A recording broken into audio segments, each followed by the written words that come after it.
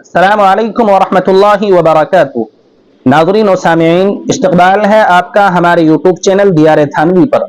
ناظرین، ایک مسئلہ یہ معلوم کیا گیا ہے کہ غیر مسلموں سے جنات وغیرہ کا ٹونے کا علاج کرانا یہ کیسا ہے شریعت کی روشنی میں؟ تو اس سلسلے میں ہم ایک فتویٰ آپ کے گوشے گزار کیے دیتے ہیں۔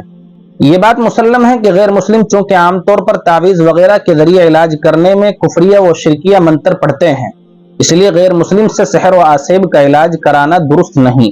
ہاں، اگر یقینی طور پر یہ بات معلوم ہو جاتی ہے کہ وہ جائز طریقے پر علاج کرتا ہے، کفریہ و شرکیہ منتر نہیں پڑھتا، تو علاج کرانے میں کوئی مضائقہ نہیں، جیسا کہ غیر مسلم ڈاکٹر یا طبیب سے جسمانی علاج کرانا درست ہے۔ اسی طریقے سے رقیہ یا تعویذ گنڈا کرانا ان سے اس بات میں کوئی حرج نہیں ہے۔ باقاعدہ مرقات المفاتیح کے اندر یہ عبارت ہے: ان الرقى ای رقیۃ فیہا اسم صنم او شیطان او کلمۃ کفر او غیرها مما لا يجوز شرعا ومنها لم يعرف معناها۔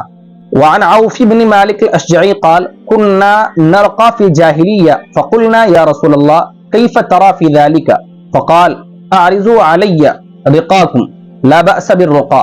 بہرحال اس بات سے یہ بات معلوم ہو گئی کہ اگر ان کی جھاڑ پھونک اور تعویذ گنڈا کفریہ اور شرکیہ کلمات پر مشتمل ہے تو ان سے علاج کرانا درست نہیں ہے، اور اگر جائز طریقے پر وہ علاج کر رہے ہیں تو اس میں کوئی حرج کی بات نہیں ہے۔